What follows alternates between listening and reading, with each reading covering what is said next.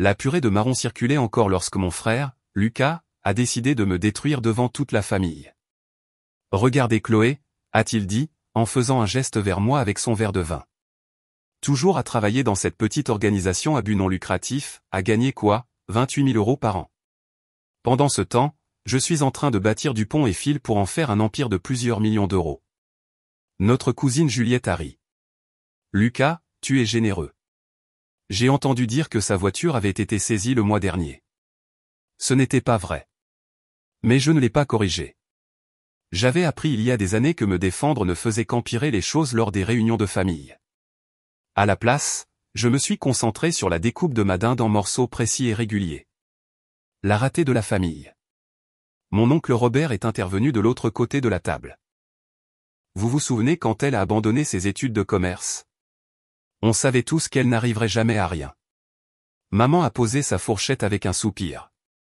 Chloé, ma chérie, il serait peut-être temps d'envisager l'offre de Lucas de travailler à son service du courrier.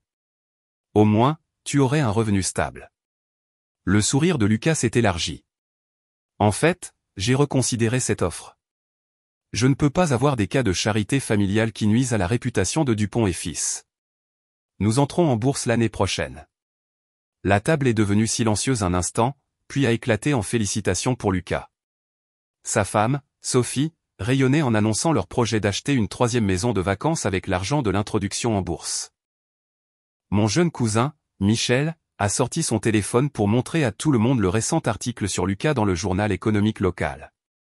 Lucas Dupont, de l'entreprise familiale au sommet des entreprises françaises, a lu Michel à haute voix. Il est dit ici, vous avez commencé avec seulement l'argent d'un investissement familial et vous en avez fait une entreprise de 370 millions d'euros.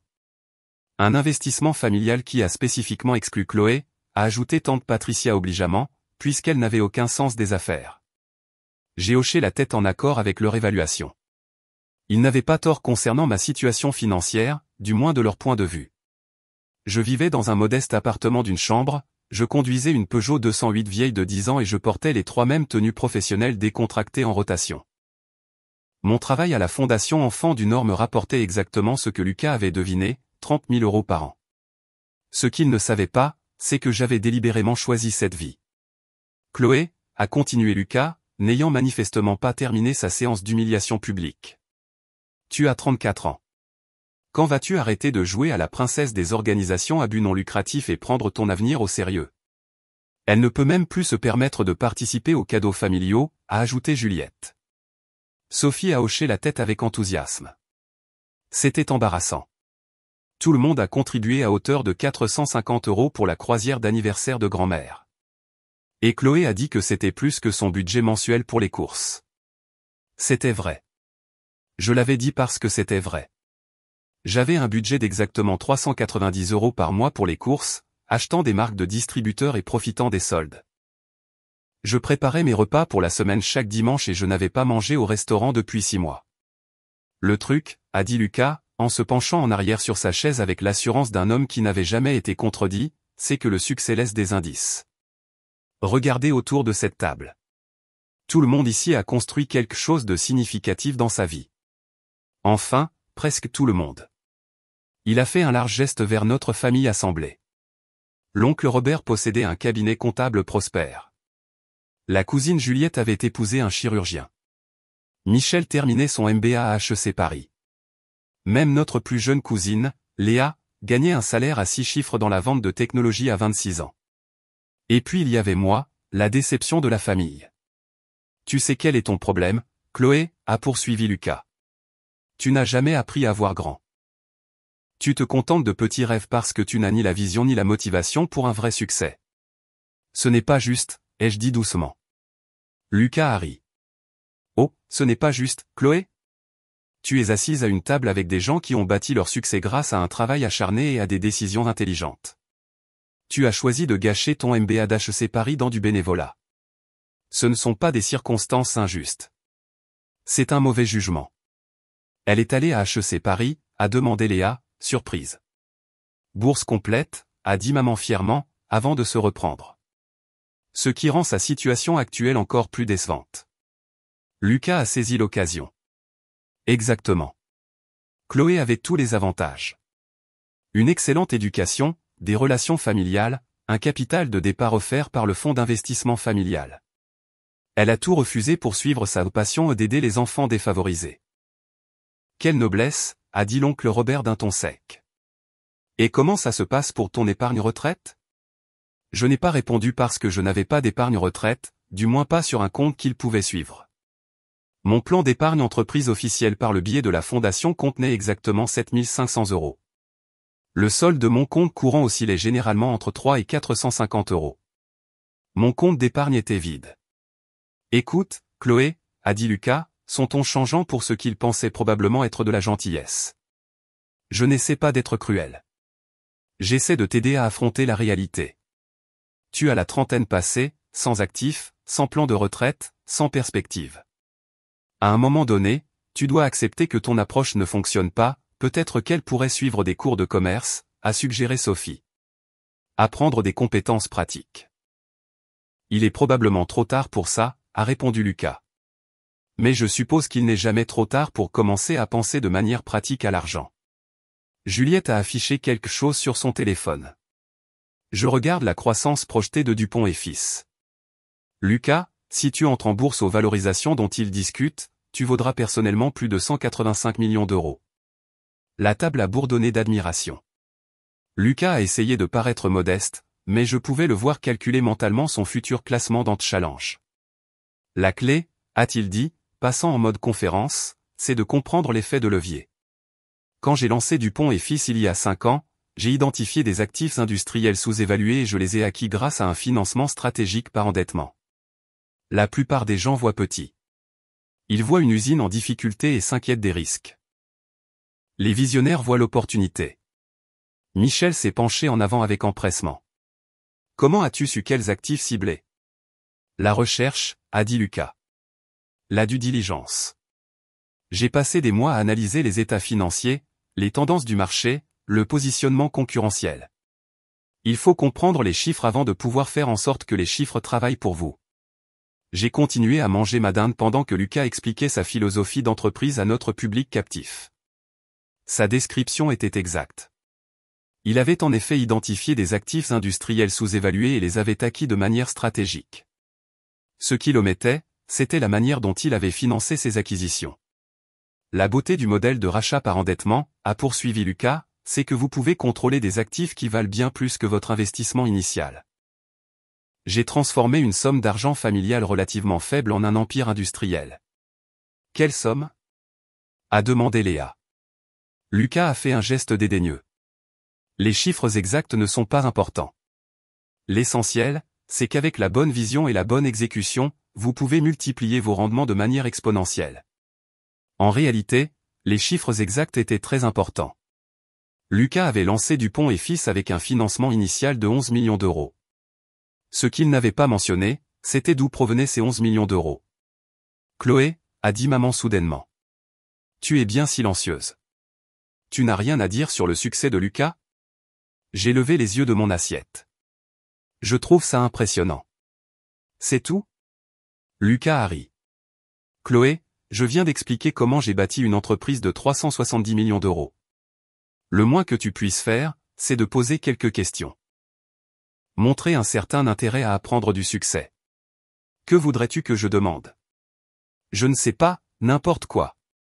Interroge-moi sur l'analyse de marché, la stratégie d'acquisition, l'efficacité opérationnelle. Demande-moi comment quelqu'un pourrait commencer à bâtir une vraie richesse au lieu de jouer au bénévole dans une organisation à but non lucratif pour toujours. J'ai réfléchi. D'où venaient les 11 millions € de financement initial? Le sourire de Lucas a légèrement vacillé. D'investisseurs familiaux. Des gens qui croyaient en la vision. Quels investisseurs familiaux précisément? Chloé, a interrompu l'oncle Robert. Ce n'est pas vraiment une conversation appropriée pour le dîner. Vous avez raison, ai-je dit. Je m'excuse. Lucas s'est rapidement ressaisi. Ce n'est pas grave. Le financement provenait d'une combinaison d'investissements de family office et de partenariats de capital investissement. Une structure de financement de start-up standard. C'était techniquement vrai, mais incomplet. Les Investissement de Family Office, auquel il faisait référence, consistait en un seul investisseur, une entité d'investissement privé appelée Sim Capital, qui avait fourni l'intégralité des 11 millions d'euros de capital de départ qui avait permis à Lucas d'acheter ses premières installations de fabrication. Ce que Lucas ne savait pas, c'est que Sim Capital était une filiale du groupe Méridien Capital, qui était détenue par la fiducie d'investissement Atlantique, qui était contrôlée par une société holding que j'avais créée pendant ma deuxième année à HEC Paris.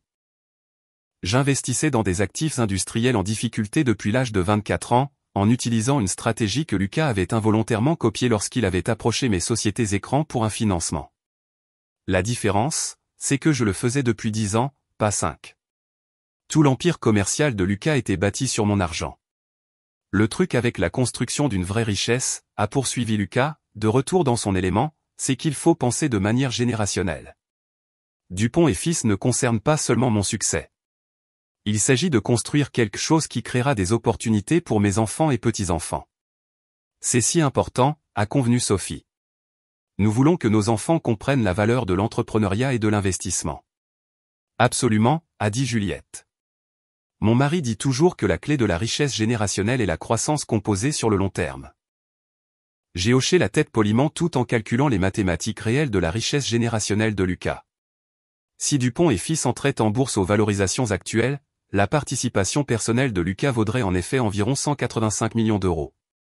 Cependant, les obligations de la dette de l'entreprise s'élevaient à 150 millions d'euros, entièrement empruntées contre les 11 millions d'euros de capitaux propres que j'avais fournis par l'intermédiaire de Sim Capital. En termes simples, l'entreprise de Lucas valait 185 millions d'euros, mais elle devait 150 millions d'euros à divers créanciers, les 37 millions restants représentant la valeur réelle des fonds propres bâtis sur mon investissement initial. Chloé, a dit Lucas en se tournant de nouveau vers moi. Je veux que tu réfléchisses vraiment à ce que je dis. Tu regardes ta famille construire une richesse générationnelle pendant que tu luttes pour payer ton loyer. Cela devrait être motivant, pas démoralisant. C'est motivant, ai-je dit. Bien. Alors, qu'est-ce que tu vas faire différemment? J'ai posé ma fourchette et j'ai regardé ma famille autour de la table. L'oncle Robert, qui détournait des fonds de ses clients comptables depuis 3 ans. Juliette, dont le mari chirurgien était sur le point de perdre son droit d'exercer pour fraude à l'assurance maladie. Michel, qui finançait son MBA à HEC Paris avec des prêts étudiants qu'il ne pourrait jamais rembourser. Léa, dont le poste de vendeuse en technologie disparaîtrait lorsque son entreprise ferait faillite le trimestre suivant. Ils étaient tous si confiants dans leur succès, si certains de leur sécurité financière. Aucun d'entre eux n'avait la moindre idée de la précarité de leur situation. Je vais faire quelques changements, ai-je dit. Lucas rayonnait. Excellent. Quel genre de changement? Des changements de stratégie d'investissement. Stratégie d'investissement? L'oncle Robert a ri. Chloé, tu as besoin de revenus avant de pouvoir penser à une stratégie d'investissement. C'est vrai, ai-je convenu. Lucas s'est penché en avant, sentant une opportunité d'offrir plus de conseils. Écoute, si tu es sérieuse au sujet de la construction de richesse, je peux te présenter à certaines personnes. Mon conseiller en investissement à la BNP Paribas, par exemple. Mais tu devrais d'abord satisfaire à leurs exigences de compte minimum. Quels sont leurs minimums? Généralement 4,5 millions d'euros pour la gestion de patrimoine privé, mais ils ont d'autres services pour les comptes plus petits. J'ai hoché la tête d'un air pensif. C'est bon à savoir. Chloé, a dit maman doucement. Peut-être commencer par quelque chose de plus réaliste. Un compte d'investissement de base ou un conseiller financier qui travaille avec des gens dans ta tranche de revenus. Maman a raison, a dit Lucas. Il faut apprendre à marcher avant de vouloir courir. Constitue-toi une épargne. Ensuite, peut-être que dans quelques années, tu pourras penser à des stratégies plus sophistiquées. La conversation s'est poursuivie sur d'autres sujets, les projets de Sophie pour redécorer leur nouvelle maison de vacances, les entretiens de stage de Michel, les derniers drames amoureux de Léa. J'ai fini mon dîner tranquillement, offrant occasionnellement des réponses appropriées lorsqu'on s'adressait directement à moi. Après le dessert, j'ai aidé à débarrasser la table et à remplir le lave-vaisselle pendant que tout le monde se rassemblait dans le salon pour regarder le football.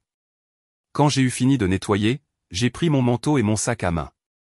Tu pars si tôt, a demandé maman alors que je venais dire au revoir. J'ai du travail à rattraper ce week-end, ai-je dit. Lucas a levé les yeux du match. Du travail? Chloé, c'est le week-end de Noël.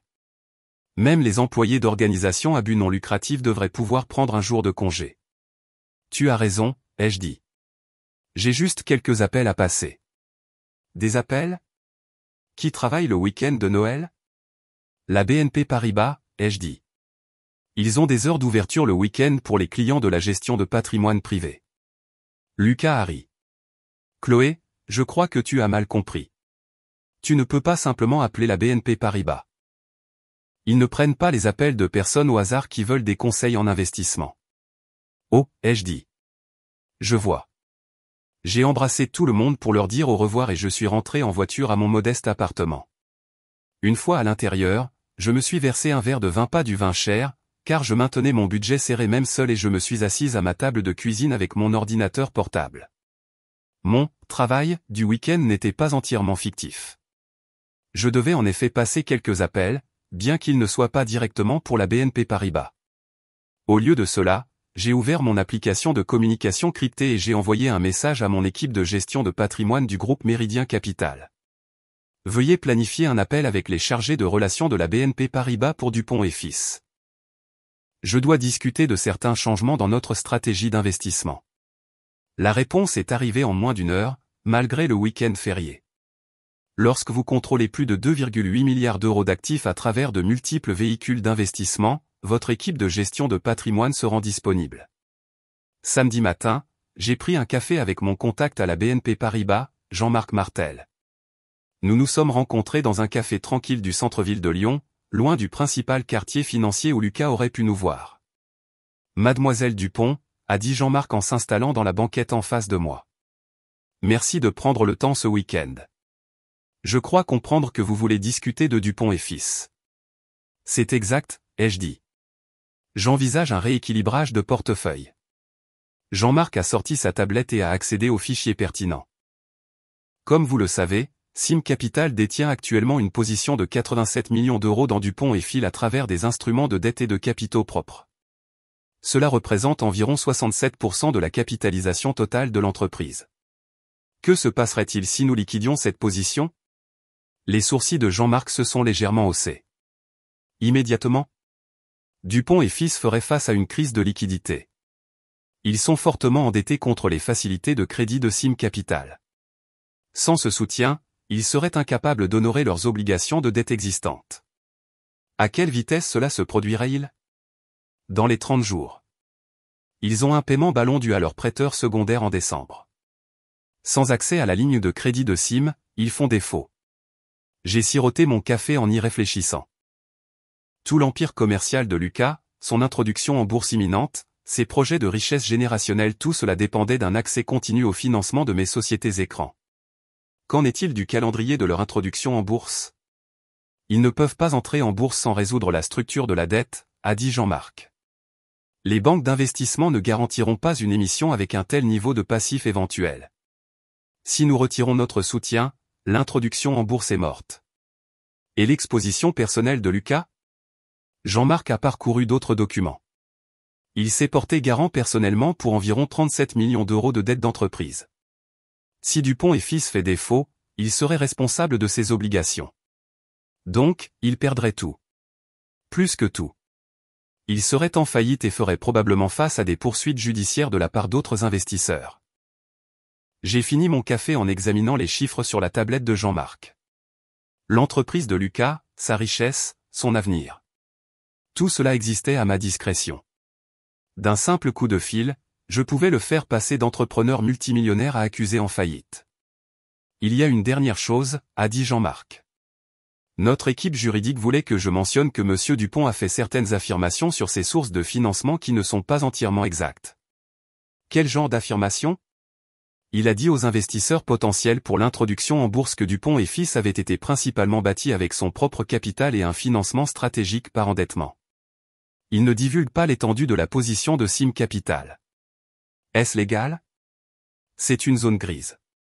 Il ne ment pas techniquement, mais il ne fournit pas non plus une divulgation complète. Si les investisseurs savaient qu'une seule entité anonyme contrôlait les 2/3 de son entreprise, cela aurait un impact significatif sur leur valorisation. C'était une information intéressante. Lucas ne profitait pas seulement de mon financement, il le dissimulait activement pour gonfler sa propre réputation et la valorisation de son entreprise. Que recommanderiez-vous? Ai-je demandé. Jean-Marc est resté silencieux un moment. D'un point de vue purement financier, Dupont et Fils a été un investissement solide. Ils sont rentables, en croissance et bien gérés. Si vous êtes satisfaite des rendements, il n'y a aucune raison impérieuse de liquider. Et d'un point de vue non financier? Ce n'est pas vraiment mon domaine d'expertise, mademoiselle Dupont. Cependant, je dirais que monsieur Dupont ne semble avoir aucune idée de qui est son principal investisseur réel. Il pense avoir affaire à des fonds institutionnels anonymes. J'ai remercié Jean-Marc pour son temps et je suis rentré chez moi pour réfléchir.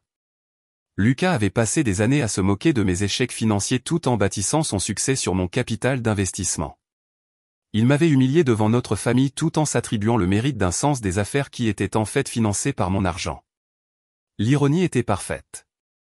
Toute la critique de Lucas sur ma vie était basée sur l'hypothèse que j'étais financièrement incompétente, alors que son propre succès dépendait entièrement de ma compétence financière. Ce soir-là, j'ai pris ma décision. Dimanche matin, j'ai rappelé Jean-Marc. Veuillez procéder à la liquidation de la position dans Dupont et Fils. Toute la position. Toute la position? Vous voulez que Sim Capital exerce nos droits en vertu de l'accord de crédit et exige le remboursement immédiat de toutes les obligations en cours? Cela déclenchera immédiatement les clauses de défaut. Je comprends. Et vous voulez procéder? Oui. J'aurai besoin d'une autorisation écrite pour une transaction de cette taille. Vous l'aurez dans l'heure. Après avoir raccroché, j'ai rédigé la lettre d'autorisation et l'ai envoyée via notre système sécurisé. Dès lundi matin, le processus serait enclenché. Le téléphone de Lucas commencerait à sonner avec des appels paniqués de ses avocats, de ses comptables et des potentiels souscripteurs de l'introduction en bourse. Mais d'abord, j'avais un autre appel à passer. J'ai composé le numéro de téléphone portable personnel de Lucas. Il a répondu à la deuxième sonnerie. Chloé? Qu'est-ce qui ne va pas? Tu n'appelles jamais. Rien ne va pas, ai-je dit. Je pensais juste à notre conversation au dîner de Noël. Oh, bien. J'espérais que mes conseils feraient leur chemin. As-tu commencé à chercher des options d'investissement? En fait, j'ai suivi ton conseil d'appeler la BNP Paribas. Lucas a ri. Chloé, je t'ai dit qu'ils ne prennent pas les appels au hasard de gens sans argent. Je sais, ai-je dit. Mais j'ai pensé que j'allais essayer quand même. Eh bien, il s'avère qu'ils prennent les appels de certaines personnes. Apparemment, je remplissais les conditions pour leur service de gestion de patrimoine privé, finalement. Chloé, c'est impossible. Ces services nécessitent des millions d'actifs. Je sais, ai-je dit. C'est drôle, d'ailleurs. Il y eut une pause. Qu'est-ce que tu veux dire? Je veux dire que j'ai des millions d'actifs, Lucas. Plusieurs millions, en fait. Chloé, ce n'est pas drôle. Ne plaisante pas avec ce genre de choses. Je ne plaisante pas, une autre pause, plus longue cette fois. Chloé, de quoi parles-tu? Je parle de changement de stratégie d'investissement. Exactement comme je l'ai dit au dîner. J'ai décidé de liquider ma position dans Dupont et Fils. Ta position dans Dupont et Fils? Chloé, tu n'as pas de position dans Dupont et Fils. En fait, si. Une assez substantielle, il s'avère. Chloé, tu n'as aucun sens. J'ai parfaitement du sens, Lucas. J'explique que je possède ton entreprise. Quoi? Enfin, pas techniquement posséder. Contrôler est probablement plus exact, via Sim Capital et les facilités de crédit associées. Sim Capital? La voix de Lucas s'est éteinte. Comment connais-tu Sim Capital? Parce que je suis Sim Capital, Lucas. Je suis ton investisseur anonyme. Je suis la source des 87 millions d'euros que tu as utilisés pour bâtir ton empire industriel. La ligne est restée silencieuse pendant près de 30 secondes. C'est impossible, a finalement dit Lucas. Pourquoi est-ce impossible? Parce que tu travailles dans une organisation à but non lucratif pour 28 000 euros par an. 30 000, ai-je corrigé. Et oui, j'y travaille. J'aime ce travail. Chloé, ce n'est plus drôle. Arrête de plaisanter. Je ne plaisante pas, Lucas. J'investis dans des actifs industriels en difficulté depuis 10 ans. Quand tu as approché mes sociétés écrans pour un financement il y a 5 ans, j'ai pensé que tu étais prometteur. Alors, j'ai fourni le capital. Tu ne peux pas. Tu n'as pas. Comment est-ce possible? MBA d'HEC Paris, ai-je dit. Il s'est avéré utile, finalement. Mais tu vis dans un minuscule appartement. Tu conduis une vieille voiture. Tu ne pouvais pas te permettre de participer au cadeau d'anniversaire de grand-mère. J'ai un budget très serré, ai-je dit. Je trouve que ça me permet de garder les pieds sur terre. Chloé, si c'est vrai. Si tu as vraiment. Pourquoi n'as-tu jamais rien dit? Pourquoi l'aurais-je fait? Tu semblais si fier de bâtir ton empire commercial. Je ne voulais pas diminuer ton sentiment d'accomplissement. Mais tu m'as laissé. Tu as laissé tout le monde. Nous t'avons traité comme une ratée. Oui, ai-je dit. J'ai remarqué. Chloé, je suis tellement désolé. Je n'en avais aucune idée. Si j'avais su. Si tu avais su quoi? Que j'étais riche. Cela aurait-il changé la façon dont tu me traitais? Lucas est resté silencieux. Parce que voilà le truc, Lucas, ai-je continué. Que j'ai de l'argent ou non, j'étais toujours ta sœur. J'étais toujours de la famille. La façon dont tu m'as traité hier n'avait rien à voir avec mon compte en banque. C'était une question de caractère. Chloé, s'il te plaît. J'avais tort. J'avais complètement tort. Mais tu dois comprendre, de mon point de vue. De ton point de vue, je ne valais rien parce que j'étais pauvre. Et maintenant que tu sais que je ne suis pas pauvre, soudainement, j'ai de l'importance. Ce n'est pas, je veux dire, c'est exactement ce que tu veux dire, Lucas. Et c'est pourquoi je fais quelques changements d'investissement. Quel genre de changement? Je liquide ma position dans Dupont et Fils. Toute la position. Avec effet immédiat. Chloé, s'il te plaît. Tu ne peux pas faire ça. Pourquoi pas? C'est mon argent. Parce que ça va tout détruire. L'entreprise, l'introduction en bourse, tout. Je sais. Chloé, s'il te plaît. Je t'en supplie. Ne fais pas ça.